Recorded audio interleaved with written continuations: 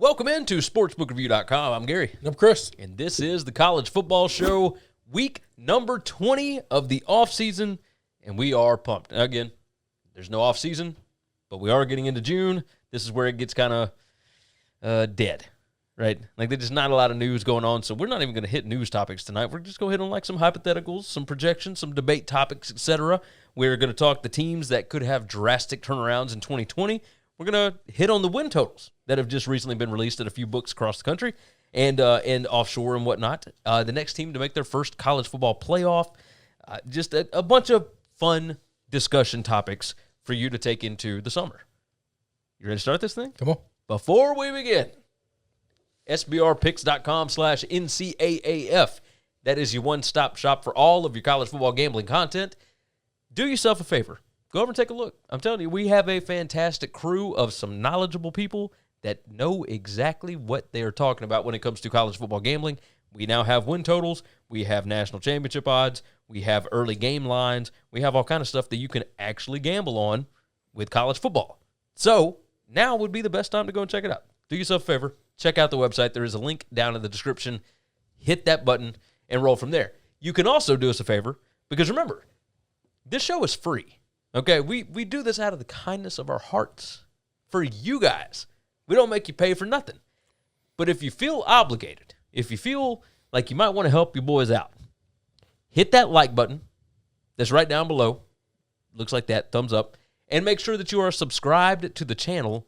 And you can always share the show out. Tell a friend about it. That's the easiest thing to do. Just say, hey, man, you need to go check out the SBR College Football Show. That's what we do. And then make it sound like it's cool, because we don't know that we're necessarily cool, but make us sound cool. So we would appreciate it. I'm going to need a lot of help. You have to work really hard. Just listen, always be closing. Yes, always be closing. That's the way it works. All right, so with that said, we've told you to go to the website. We told you to share the show out, all that good stuff. If you want to be a part of the conversation, you can jump into the comment section down below. We want to hear your thoughts and your opinions on the show. We want to know all of these different topics. How would you have ranked them? How would you have done things? Who did we overlook? Who did we rate too highly? What do you think of us? Hey, you know what? We'd prefer you not tell us what you think of us. But either way, you can jump into the comment section below, or if you are an old head and you ain't got a YouTube account, that's totally fair. We understand that. You can reach out to us on Twitter. I am at GaryWCE. I'm at Chris B. Giannini.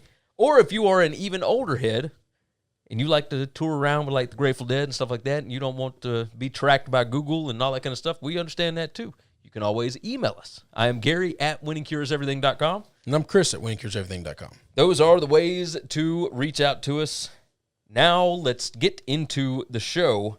Topic number 1, we have got teams that could have drastic turnarounds from the 2020 season. Would you like for me to start with the negatives? Sure, because I didn't do any negatives. I got 6 positives. Always the optimistic. Yeah, I was trying to look at. Yeah, I guess we've done this for years now. When and you always hate when I talk about the negative stuff. Well, it's not that I hate it. It's just that the team that I want you to say, you never say, and it never happens, so it doesn't matter. So that team is Alabama, by the way. I mean, if they lose 3 games, that's a drastic turnaround. It would make me extremely happy. That is a drastic turnaround for them. Yes, but it won't happen. I'm thinking bigger drastic turnaround. Alabama losing 3 games isn't a drastic turnaround. That's not that. There's nothing any of these teams can do that would have a bigger effect on college football than Alabama losing 3 games. I mean, it was almost the end of the world 2 years ago when they lost 2 games with Tua out. So. Yeah, one of them with Tua in, okay? Missed a with Tua that's true. out. That's true. No. Tua You're got right. his ass You're whipped. right. My apologies. Perfectly healthy, nothing wrong. Just got smacked. LSU coming into T-Town. I understand. That's the way it goes sometimes. Trying to downplay that win for me. The teams that could have way worse records this season. BYU went 11-1 last year. I could see them. see them. SP Plus has them projected out to be 5-7. The ESPN FPI has them at 7-5. Yeah, I would probably agree with the ESPN. The schedule before that. The schedule is completely different this year. So they have a ton of Power 5 opponents that they're going to be playing this year. They played none of them last year. So obviously 11-1 last year, a little bit overinflated because they were supremely more talented than those other ones last year. in the COVID season. This year, they got a bunch of Pac-12 teams. You know, they get Utah back on the schedule. They got some other big-time teams. It's going to be rough. So, the other one, Northwestern, went 7-2 last year. And then they lost a bunch of dudes. I mean, a bunch of dudes. Now, they do have a grad transfer coming in, Ryan Helinski at quarterback, the former South Carolina quarterback. He should be able to step right in, but, you know, you lose tackles and you lose linemen and you lose Greg Newsome and stuff like that. That's not easily replaceable at a school like Northwestern. Yeah. Do I think that they still have, like, honestly, a top 10 caliber coach? Yes, Pat Fitzgerald is great. But they went 7-2 last year. SP Plus has them at 4-8. Now, ESPN's FPI sees it completely differently. They have them at 8-4. I think it could be somewhere in the middle. Yeah. But to go from 7-2 to 6-6 or 5-7, somewhere around there, that'd be drastic, I think. I would agree with that. I think that's pretty drastic. All right, now, number 3 here, Notre Dame, 10-2 last year, was a playoff team, only lost in the postseason, went undefeated in the regular season, but they lose, 4-year starter? I guess 3-year starter plus a few games. I was about to say, yeah, it's a 3-year starter, yeah. They lose a super talented, good leader at quarterback in Ian Book, and you still don't really have those weapons outside that you need to be a true contender. And the guy that you bring in now, Tyler Buckner, the all-everything freshman quarterback, could end up being the guy. Kind of feels like it's going to start out with being Jack Cohn. If Jack Cohn doesn't really do anything to lose the job, this could just be, you know, a team that's okay. Like, this is good, but when you got Cincinnati and USC and, like, all these other, like, they open up at Florida State. If Mackenzie Milton's healthy, like, does Mike Norvell have that team turn around? There's a bunch of landmines on the schedule. They got Wisconsin this year on the schedule. That's right. This is a rough schedule. And Notre Dame always has a rough schedule, but do they fall off enough to where they are 8-4, 7-5, lose a couple games maybe you wouldn't think they'd normally lose? It's not out of the realm of possibilities. SP Plus and FPI both have them at 8-4, and SP Plus has them really around 7.5 to 7.5 and 4.5. So like 7-5. That I wouldn't expect it from Brian Kelly, but I mean, I think they're gonna be at minimum an 8-win team, but I think that's the floor. But I might be wrong. Buffalo went 6-1 last year. Now, this is somebody we typically wouldn't talk a whole lot about, but they lose Lance Leipold, and they lost a superstar at running back. They bring back, you know, some guys, but it's not as much as some of these other MAC teams. This could get tricky. Now, their projected record, FPI has them 8-4, SP Plus has them 9-3. I could see a big-time drop-off because losing your coach after spring ball, yeah, like, that's when you start looking at, like, win totals and stuff like that. Just pay attention to that because it gets a little tricky in those locker rooms. So it was just a matter of trying to put together a staff, recruiting, keeping the guys together, and getting everybody on the same page in such a small amount of time. A lot goes into that.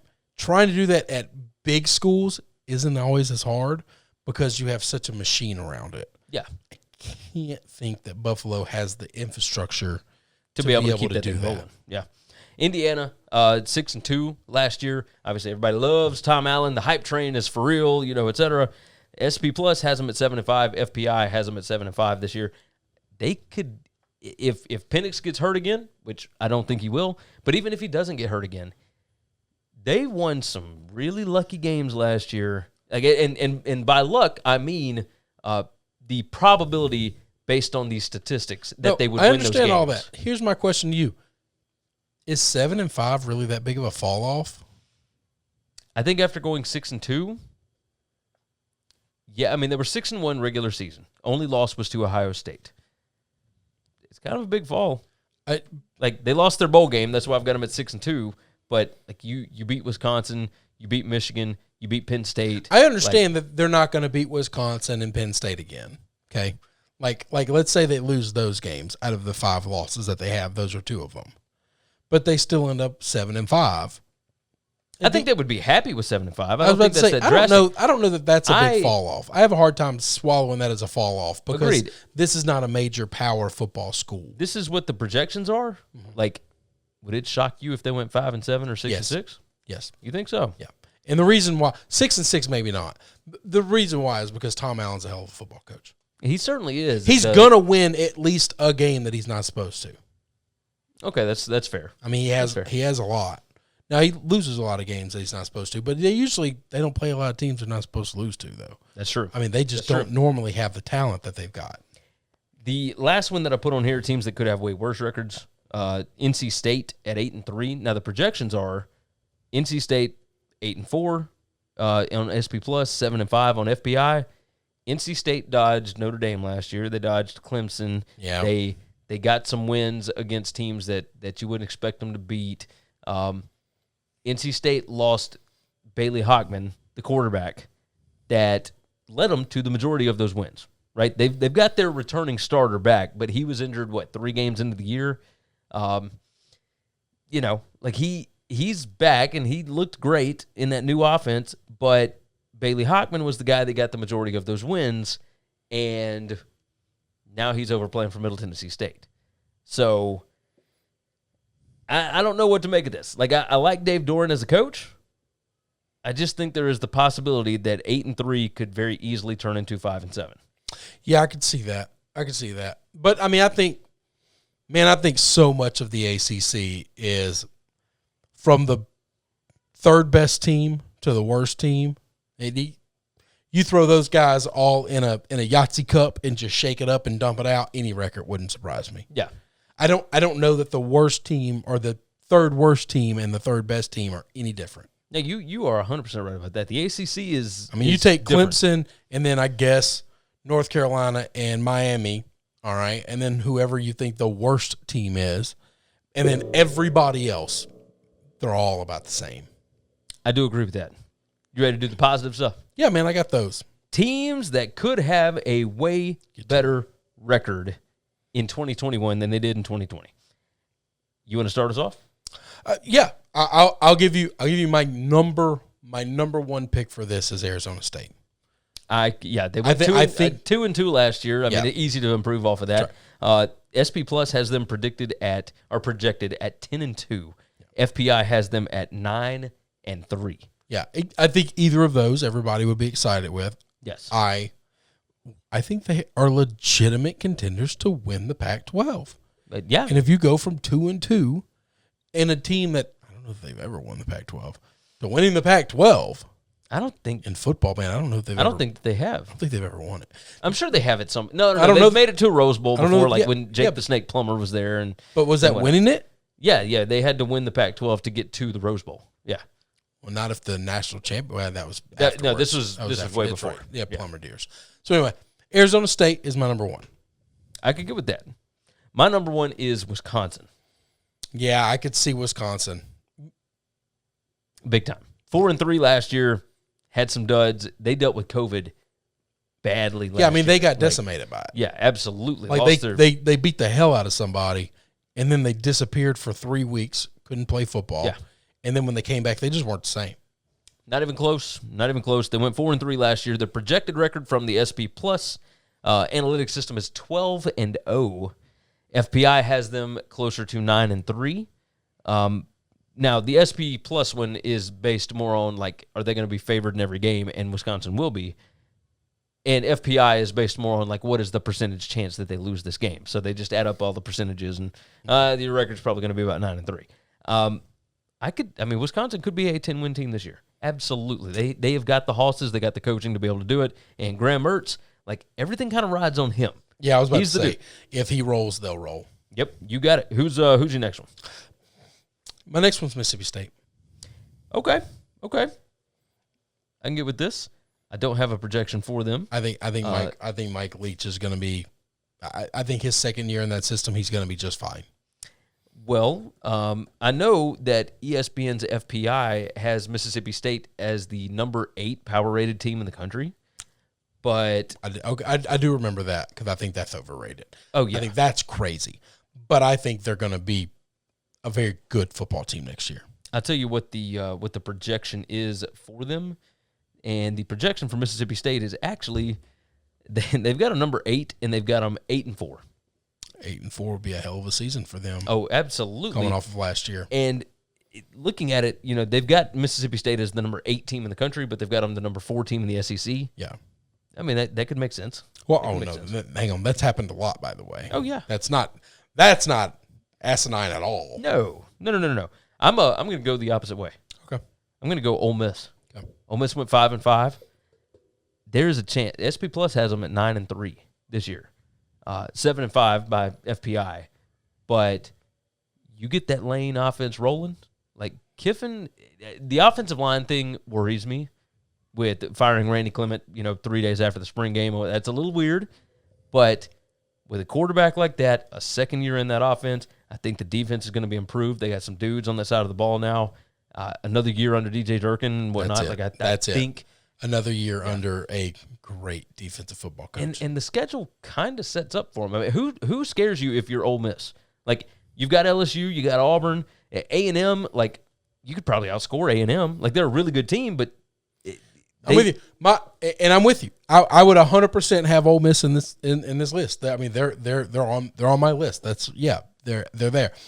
They were much better than Mississippi State, which is why they're lower on my list, because their floor was already higher than State's was. That makes sense. All of my years of following and knowing Ole Miss football, I love Lane. I love everything you're saying. I agree with most of it. I'm working under the assumption that Ole Miss is going to Ole Miss it up at some place. They're just going to. All right. I don't know who. I don't know where. Fair. They could go undefeated in the SEC and lose to Liberty. Yeah. No, you're right. And if you told me that was going to happen and they finished this season 11-1, I'd be like, that makes sense. That makes perfect sense. That makes perfect sense to me, by the way. That's the only game they would lose if you told me they were going to go 11-1. Hey, and you know what? I think the majority of Ole Miss fans would actually be okay with that. No, hang on. They've never made it to Atlanta. So, yes, they would be okay with that. But I think if the only loss on the schedule was to Hugh Freeze, they'd all be like, that's the good. 2 guys that I'm planning on going to that Ole Miss game with are all going to be decked out in Liberty gear. Is one of them Bubba? Yeah. Yeah. They're not wearing their Ole Miss gear that night. I said, well, I will be. That's fine. Cheers to that. Who's your next one? I got 3 more. I've got a couple. So one of these teams I don't think is going to be great. Okay. But we're talking about a turnaround. I think Michigan's going to be a lot better than Michigan was last year. Okay. Michigan won 3 games last year, and they won 3 shitty games last year. They did. I'll tell you this. I think Michigan's going to be 6-6, and they're going to win some better games this year.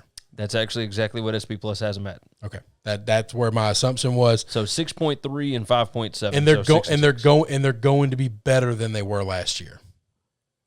That's I mean, is 6-6 better for Michigan though? Yes, the expectations of what Michigan needs to change. I've been saying that forever. Agreed. Is 6-6 for Northwestern good? Yes. Then why in the hell is it any different than Michigan? Well, Michigan has a lot more money than, well, maybe not. I think Michigan football has, man, you're really making me question this right now. We need to stop. Get out of the damn 90s. Get out of the 80s. Get out of the 70s and the 60s, and just look at what football is now. If you're an academic institution, there is a ceiling for what you can do. We have seen it with Notre Dame. That is the best I think any private high academic school is ever going to be able to do, by the way. What Notre Dame has done with where football has gone, that's it. Making it to the playoffs and getting your ass beat is the best they can do because of the way the game is played now. I just believe that. We'll never see another day. So if you're ever thinking that the Michigan-Ohio State game will be anything better than a 14-point game, your expectations are off. You're wanting something to be that's not so. You just want it to. What Chris just told you is that you need to go and bet immediately on Ohio State minus 11.5 in the big game, because that's what the line is right now. I'm not telling you to do that. I don't care what you do. Do whatever the hell you want. I do. It does. But I'm just telling you, we have to change our expectations. And at some point in time, the people of Michigan need to understand that making bowl games is important. Not making the Orange Bowl, not making the Rose Bowl, but making a bowl game is important. And if they want to be competitive and whatnot, you have to change the way that they are doing things. Oh, then yes. Our friends from West Lot, our friends from Northwestern that we're buddies with, will tell you Northwestern staying the brand of Northwestern and not selling their soul to athletics, and them going 5-7 and 6-6 is totally fine with them, with as long as every 3 or 4 years they make a run and they're really competitive, but not selling their soul and keeping the brand of Northwestern being we're going to have we're going to care about academics and we're going to do things the right way. If that you can't want to be Ohio State and then do things like Northwestern, that's not how this works. You either do things like Ohio State, which means you sell your soul to football. That means you got to cut all your academic ties. You've got to undo a lot of the things that are important to Michigan school, or you have to change your expectations. I think that's fair. But I think 6-6 for Michigan after last year is a good year. Next up for me, I'm going to get out of the Big Ten. I'm going to move to the Pac-12. Okay. Oregon went 4-3 last year. Now they won the Pac-12, but I mean, hang on, 4-3 was not what they expected. They lost to Oregon State. They lost to UCLA. No, Cal. One or the other. Either way, they lost to teams they weren't supposed to lose to, right? And they got absolutely housed by Iowa State in the Fiesta Bowl. This year, their projected record, SP Plus has them at 11-1. FPI has them at 10-2. This is a supremely talented team compared to the rest of the teams that they will face in that conference. And the issue, of course, is defensive back. If you watched the last show, you know that we talked about the Oregon at Ohio State game. That is a nightmare matchup for that secondary. Absolute nightmare matchup. But outside of that one game, what other game on the schedule scares you other than maybe playing at Washington? Like, there's not one. You know, there's games where they could trip up, obviously, because there's good coaches in the Pac-12. And I think the Pac-12 is one of those kind of conferences where they can absolutely cannibalize each other, because I don't know that there's a great team, but the closest thing that they've got to a great team is Oregon. That is the most talented team out there, and it's not even close at this point. USC just completely bumbled an entire year of recruiting, and they're getting some decent players in. They're getting some good players in right now, but it's not what Oregon's getting. 2 straight years now, Oregon has set their all-time record for a recruiting ranking. That's pretty big stuff. When you got the dudes, I think that they can make some noise. 4-3, I think 11-1 is a pretty drastic turnaround. Okay. Who you got? I got Arkansas. I think Arkansas is going to be a lot better this year. So here's what I'm thinking with Arkansas. I wonder if there's a little bit of Louisville going on there. Like, a lot of hype that first season. Like, everybody's kind of buying into what the coach is selling. But, like, at some point, all of that has to kind of, like, you have to get back to a state where they're staying competitive. That's what I'm scared of. I do like Arkansas. I like the trajectory. But it just scares me. There's 2 guys there that I trust to do that, and that's Barry Odom and Kendall Browse. And you like Sam Pittman. And I like Sam Pittman. I think Sam Pittman's great in the role he's in. But now, tell me that. So, it wouldn't surprise me to see Arkansas, 4-8 or 5-7. I think they're a bowl team, something like that. It wouldn't surprise me to see even a 3-9 possibly. That would shock me. I think they're just that. I just think they're just that much better because they've got Texas in the second game of the year, and then they've got their SEC schedule. Like, I mean, look at who they're going up against: Kiffin and Leach and Ed Orgeron, and playing the West is going to be tough. Playing the East is not, and playing Texas ain't anywhere close to what he's going to get in the West. So but I could also see if you put Texas in the SEC West this year, I might put them dead last. Man, they're probably better than Auburn, and there's a world where they're better than LSU. Hang on, there's a world where they're better than LSU, and Ole Miss, Mississippi State, Arkansas, and Alabama and A&M are all better than them. That's it. You might be right about that. Yeah, this could be a weird year. Changing expectations is important. No, you're right. I'm an LSU fan. I'm putting myself down there with Texas because there's a world in which all of those other schools are getting better, and you're staying the same. Yeah. And while back in the day that had you way up here, today it has you down here because these other schools are doing things you're not doing. And you talk about the definition of doing something nobody else is doing and staying the same, that is Texas. Yeah. No, you're that's right. Definitive Texas. I'm gonna go next. I got a tie for my last one here. Penn State went 4-5 last year. LSU went 5-5. These are both teams that should never be in that situation. Two teams with their coaches and the way that they recruit. You're talking about 500 though. Yeah, they should never really be 500. I think the way that LSU has recruited, they have recruited at a top 6 level at least, maybe top 5, maybe top 4. LSU has the guys. They should not be in that situation. Penn State last year, a lot of things went wrong. I think Penn State will absolutely get a turnaround. I don't know if LSU will. No. LSU's breaking in a new coordinator for offense, a new coordinator for defense. Yeah. There's a lot of unproven, while they've got talent, there's a lot of unproven on that coaching staff that Ed's got to work out.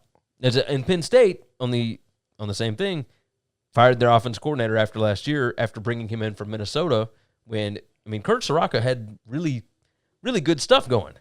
And then they got rid of him and brought in Mike Yurcich. There's questions for both of those, but I think both of them have the talent to be able to completely flip this thing around. So in teams that I think will be much better in drastic turnarounds, I'll give you my last two as well. A tie for the bottom. Houston and Florida State. Yeah. Very good ones. Very good ones. I'll take guys that were really in the bottom and not this bullshit in the bottom like LSU. LSU finished the game 500, and that win against Ole Miss and that win against Florida was massive. They might not have a game next year where they win that's as big as that. No, the Florida game was, as big as you can get. It changed the season. Yeah, absolutely. Now, I love my team, and I want them to do well. I want them to win all of them. I want them to go 12-0. But if they don't, I understand there are other things at play. And anybody who just assumes we're LSU, we should never win, less than 10 games, you're just wrong. You're just wrong, and your expectations are wrong. Yeah. If you're Michigan and you think that you should be able to hang with Ohio State and win 10 games a year, you're just wrong. Now, what Michigan did with that contract with Harbaugh is they showed, if we're going to be an 8-4 to 6-6 football team from now on, we can't pay $9 million a year for a head coach. Yeah, we got to pay you 4.5. And Jim's, that makes sense. And Jim was okay with that. Okay, maybe that is a resetting of expectations. I do like that conversation. I think, but I think that's logical though. That's the only way my brain perceived it. It's not I'm making you take a pay cut. It's we have evaluated what is important to us as Michigan fans. And while we love football, we are not putting the money that we used to put into football. So that means we're not paying you or your coaches that much. And we understand that means we're not going to win as much as we used to. That's okay too. We have evaluated this as the administrators of the school, and we're okay with that. We've made this deal, and this is what we want to do. I like it a lot, actually. All right, we're going to take the next 5 minutes and go over, maybe not even 5 minutes, but we're going to talk about the college football win totals that have been released at multiple sports books across the country, offshore, etc. This is a big thing that comes out. Obviously, we are big fans of betting regular season win totals. Last year was a bit strange. We had no idea what was going on there because we didn't even know until September, late into September, exactly how many games each team was going to play. You had Coastal Carolina and BYU scheduling a game 2 days beforehand. It was just ridiculous stuff. So this year, we're looking more at 12-game format. This is what's going on. You can bet the over, you can bet the under, et cetera, et cetera. Bunch of different books out there. You can go find them wherever. I'm going to give out some of these, and we'll just kind of hit on them and see our thoughts here. Interesting one here. Texas, their over-under right now is 8.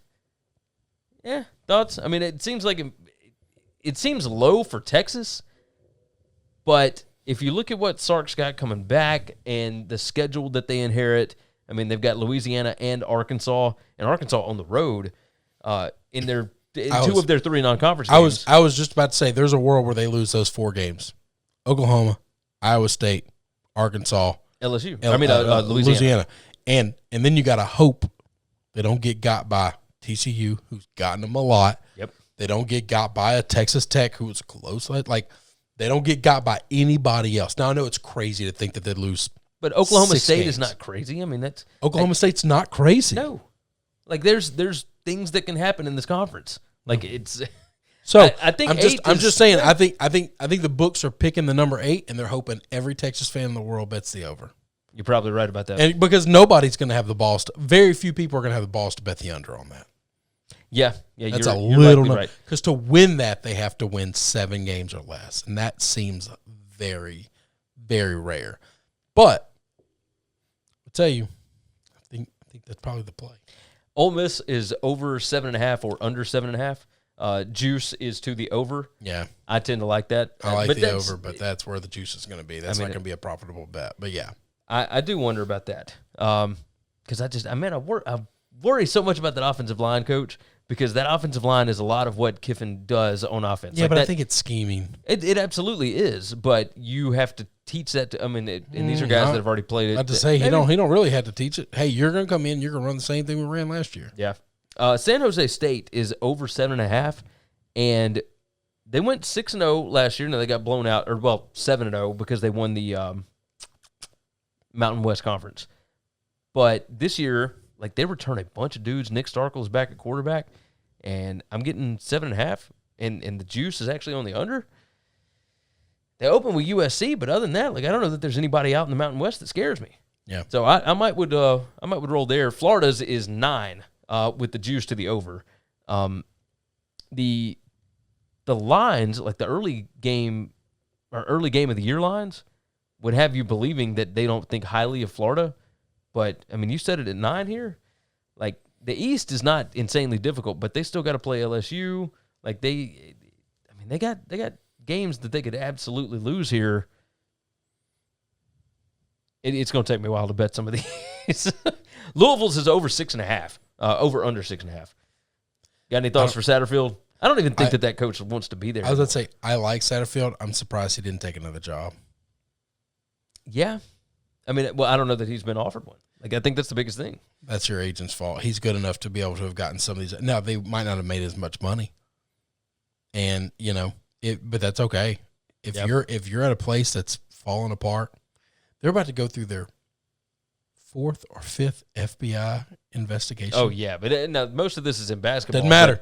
That's an athletic department that just, there's no stability from your bosses, from the people that you have to answer to that are supposed to oversee your stuff.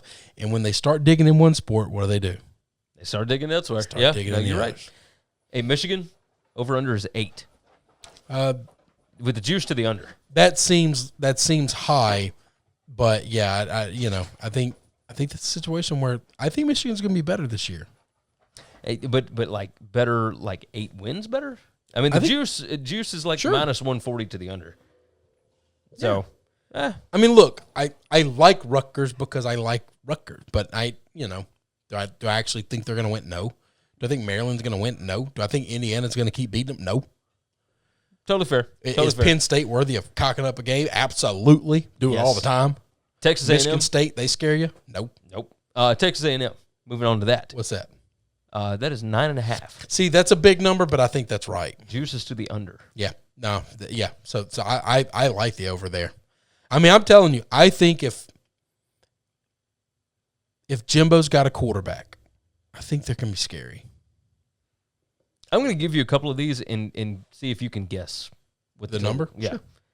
Washington. God, it's the one team that I literally do not care about at all. Washington quit playing football tomorrow. Nothing in my life would change. I'll go on and take you theirs. It's 6. 9. Holy shit. 9. Yeah. Okay, that tells you how much I respect Washington. How about, all right, so North Carolina State. North Carolina State, 7? 6. 6. Yeah, pretty close. South Carolina. South Carolina's going to be low. I bet that's 5. 4. with the juice to the under, actually. Do they play a good non-conference? Oh, they play Clemson. Never mind. I'm chalking up non-conference wins to them. But they get Clemson as a non-con. LSU's number's probably going to be 8.5. That's right dead on. Yeah. 8.5. Yeah, I'm about to say, they don't have the stones to make it 9, and they will not make it 8. Iowa, I bet I'm going to like the over. I'm going to bet Iowa's is probably like 7.5, and I think it should be more than that. 8.5. Oh, wow. Okay, they made it where all right. And the juice is to the over. That scares me. That scares me a lot. So I probably wouldn't take the over at 8.5. You're expecting them to. I like Iowa, but they got Iowa State in non-conference. I like Iowa to win 8 or 9 games. They put the number right where I think it should be, and I thought. And they got Penn State and Wisconsin, and I was wanting 8 wins, and I was wanting to be able to take the over and be happy with it, which is why I made the number when I made it. Florida State. Ooh, I bet Florida State's a lot bigger than what it has been. I'm going to say 6 and 6. 5.5. Okay. So about the same. Yeah, about the same. Give you some surprises. Give me small school. I want to see UFC. UCF? UCF. Hold on. How about this? Gus. UTSA. Give me UTSA. I don't know. I didn't know UTSA still plays football. UT San Antonio. It's Jeff Traylor. I know who they are. I don't care about them. No, their over-under is 8. Congratulations. I am looking for UCF. I'll watch 0 of your football games. Hey, what about Liberty? Liberty might be 10. 9. Yeah. Pretty close. Brett Bielema's first year back. Illinois. Ooh, this is going to be a fun season, by the way. I don't know how good they're going to be. I'm going to bet this number's 5. No, theirs is 3. Ooh. 3. That's no respect really for Brett. Really? Listen, that guy's got a hot wife. He's not going to win 3 games. I cannot find. Oh, wait, hold on. What about Central Florida? Yeah, if you type it out, maybe you can get it. Nope. UCF. Right, where are we? It tells me there's a match, and it won't let me find it. Sorry.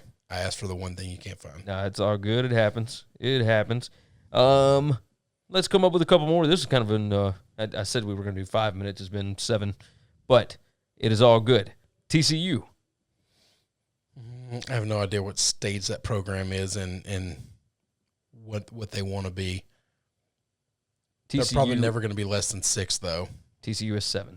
I was about to say 6 would be the lowest they'll probably ever be. The UCF Knights. First-year coach Gus Malzahn. 9.5.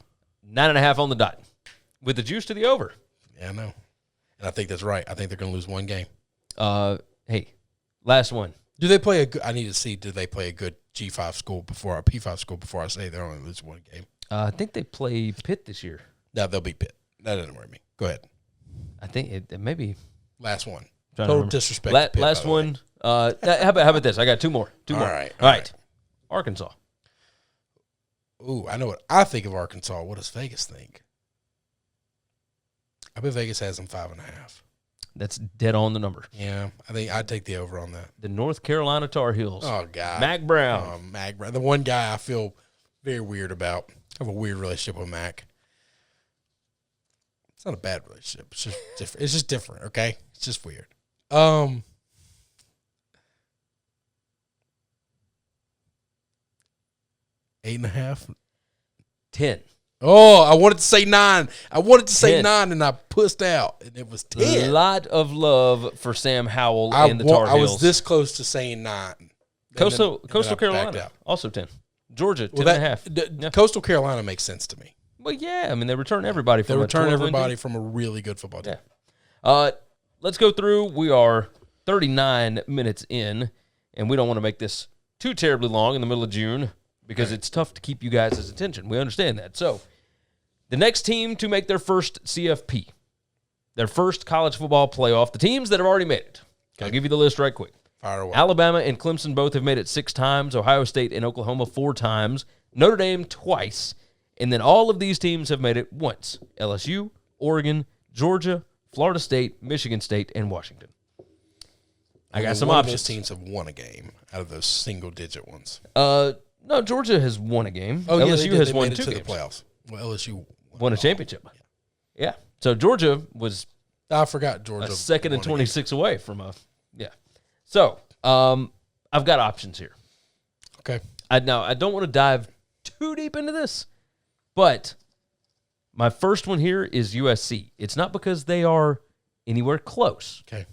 It is that their path to getting there is substantially easier. You catch Notre Dame on an off year, you get somebody to win the Pac-12 North that shouldn't, and you can squeak your way there. And you've got chaos in the other teams, in the other conferences. Exactly. You need chaos in either the Big Ten, the ACC, or the Big 12. Yep. Your UC or USC, you should be able to get the public behind you.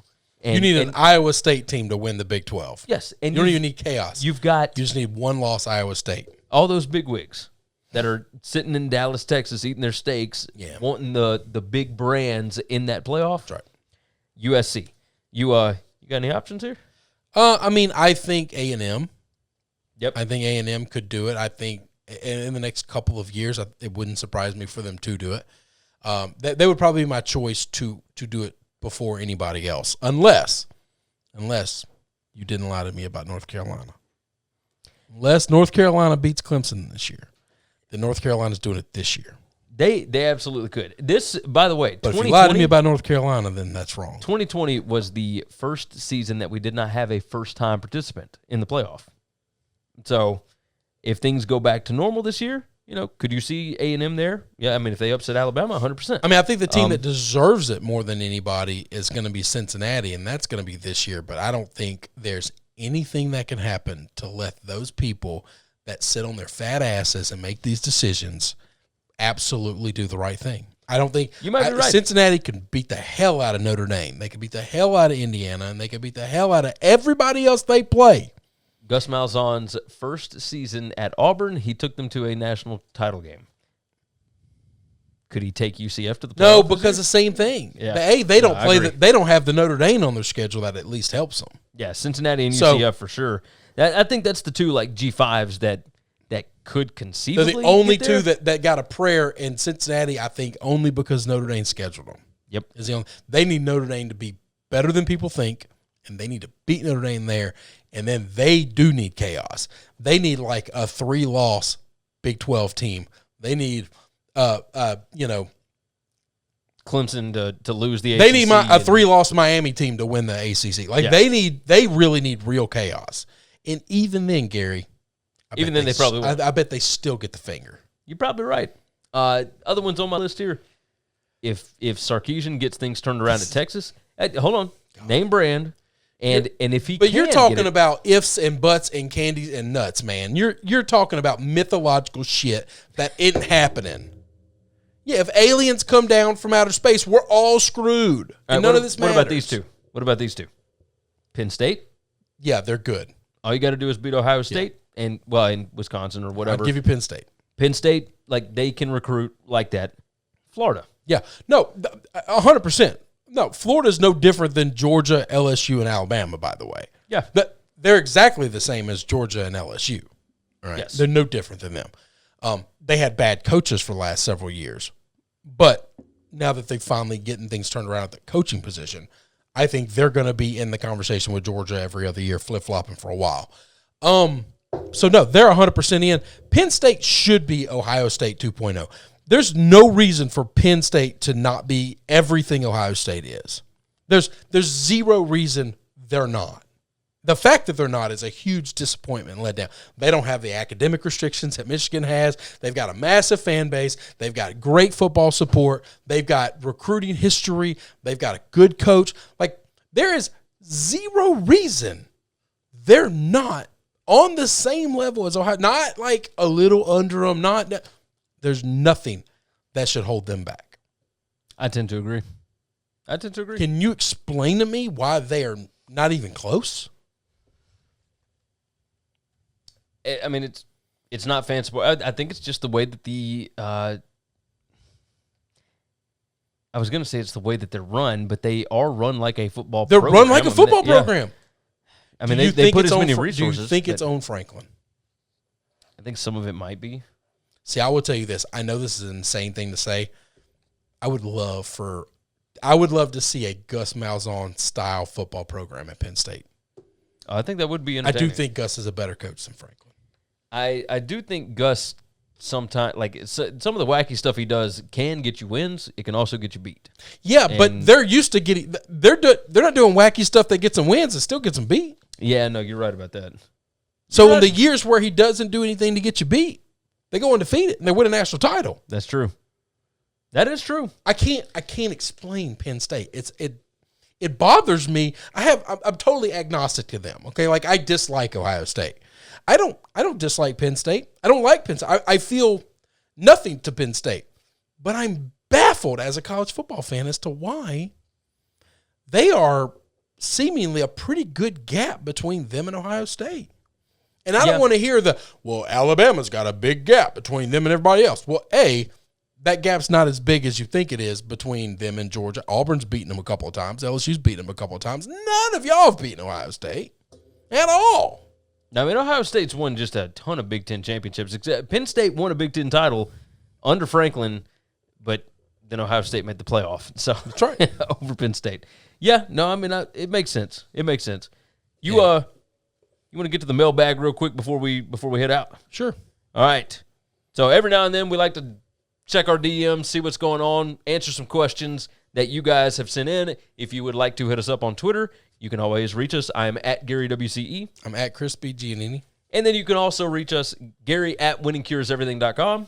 And I'm Chris at winningcureseverything.com. If you ask us questions, we will toss it on the show every now and then. So this is one of those moments. We are going to talk about it. Had a question, should bowl games make more playoffs? We have a 4-game playoff for a national championship. The question was in reference to Florida not playing anybody. So it's bowl opt-outs and whatnot. It's basically the JV team for Florida going up against Oklahoma.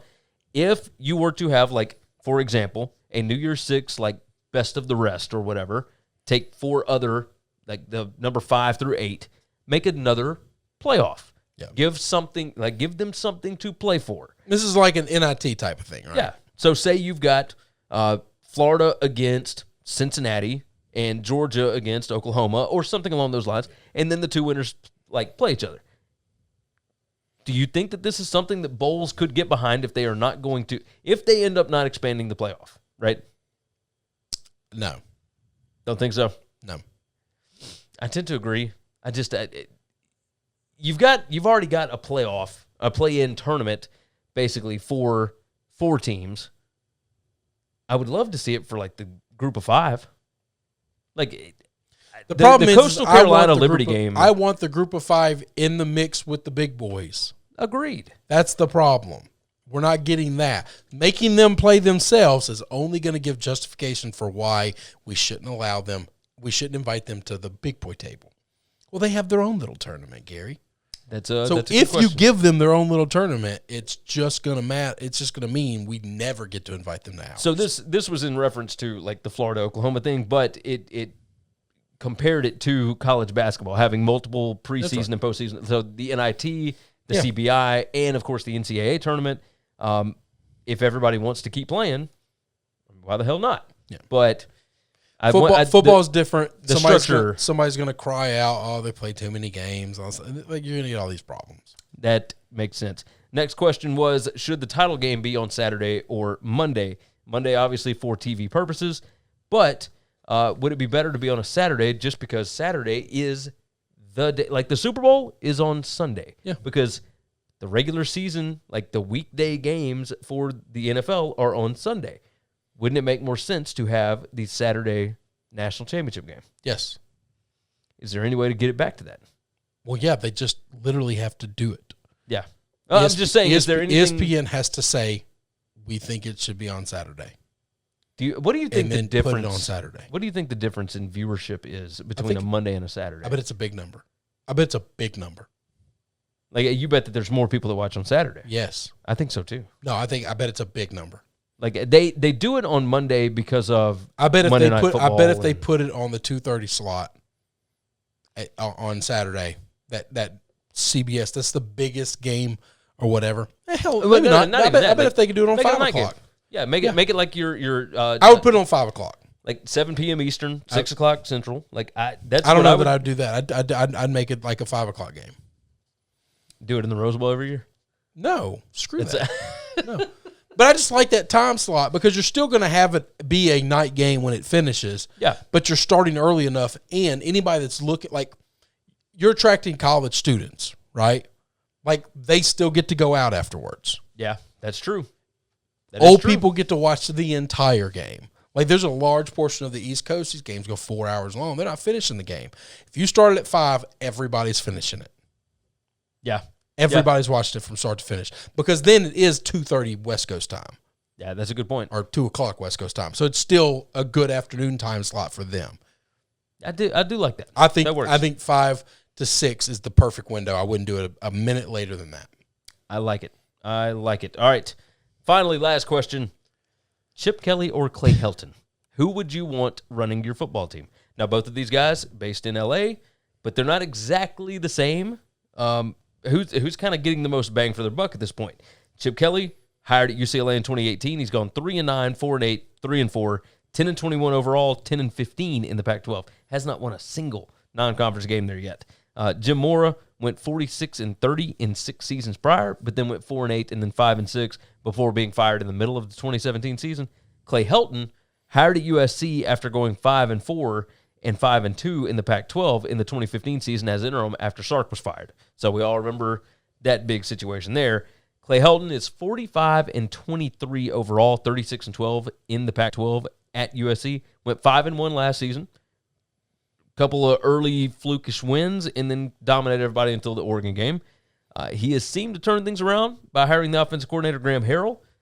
Last 3 seasons, he has gone 18-13, 16-8 in the Pac-12, including 5-1 last year. Who, if you were given the opportunity to hire one coach today for your football program in LA, we'll keep it in the same spot. Who would you take? But you can't keep it in the same spot because those schools are greatly different. That didn't count. UCLA and USC? Yes, there's a Grand Canyon size separation between the amount of money they spend on football. Okay, how about this? No, I get to bring them to LSU. Okay, go ahead. I would take Chip Kelly at LSU over, and I like Clay Helton. I have pounded the table that the hate for Clay Helton has gone too far. Chip Kelly, with football resources, is one of the best coaches in football. Chip Kelly at a school that is broke as hell, from a state that is broke as hell, he cannot do anything. It ain't the same. So please do not tell me they're in the same state, they're in the same city, they're in the same neighborhood. They ain't the same. It's a valid point. They're just not. One's got rich kid private school money, and the other one's got broke ass state of California money. Yeah, USC should never have been in the position that Clay Helton put. And I do agree with you. If Chip Kelly was sitting in Clay Helton's spot right now, they would have won the Pac-12 several times. I just believe that. I believe that man is a good enough coach. Well, I mean, Clay Helton did win the Pac-12, twice? That's fine. I'm just telling you, they would have a better record. Okay, Chip Kelly's a better coach than Clay Helton. That doesn't mean that I hate Clay Helton. That doesn't mean that I would not want Clay Helton as my LSU football coach. But I think Clay Helton's a very good coach. I think what Clay Helton is doing is fine. Okay, you just think Chip Kelly is a better football coach? I think Chip Kelly is a better football coach. If you brought Chip Kelly to LSU, he would be better than if you brought Clay Helton to LSU. I could get down with that. What about you? I think I'd go Chip Kelly. I think I'd trust him more as a football mind. I think that we have seen with Clay Helton his coaches. Like I don't think it matters who Chip Kelly brings in as assistant coaches. Oh no. I think it does matter for Clay Helton. That's right. I agree. And if I'm LSU, like maybe I don't mind like spending extra money to make sure that Clay gets it rolling, but how much of that success is nobody can hire away the head coach as your play caller. You bring in Graham Harrell, and Graham Harrell continues to do things at USC, somebody's going to go pick Graham Harrell off. Yes. That's what's going to happen. And then what's he left with? That's right. What do you do then? So this is the issue. You can't compare apples to apples because these schools aren't funded the same. Yeah. The recruitment's not going to be the same. Their facilities are not the same. Not that the facilities at UCLA are not good. It's that school does not put an emphasis on football. Yeah. I'm with you. All right, that's going to wrap it up. I think so. I think is there anything else you want to hit? What a wonderful, wonderful summer beginning here in week 20. We are ever so close to the season. Do us a favor. Make sure that you visit sbrpicks.com/NCAAF. There is a link in the description. Of course, that was the mailbag. If you feel like reaching out to us, you can always do so by either entering stuff down in the comment section. We always read it. Good stuff. And you can reach out to us on Twitter at GaryWCE for me. I'm at Chris B. Giannini. And like we said, the email, Gary@winningcureseverything.com. And I'm Chris at winningcureseverything.com. And, of course, like we said, the comment section. Let us know your thoughts on these questions. Let us know your thoughts on the rankings, on teams that would make drastic turnarounds, all that good stuff. We want to hear your opinion. Jump into the comments for sure. We would appreciate it. So go to sbrpicks.com/NCAAF. Leave a comment. Hit the like button for us. Subscribe to the channel. And while you're at it, tell a friend. Tell somebody. We know you're going to be out on the patio drinking with some boys and whatnot. You need to be like, yo, I'm going to need you to check out the SBR College Football Show because Gary and Chris are cool. Probably not. But either way, if you can make us sound cool, we would certainly appreciate that. So, anything else we need to hit? Not a thing. All right. You guys have been fantastic. Thank you so much. We hope that you all have wonderful weeks. And with that, for sportsbookreview.com, I'm Gary. I'm Chris. And we will see you all again next week.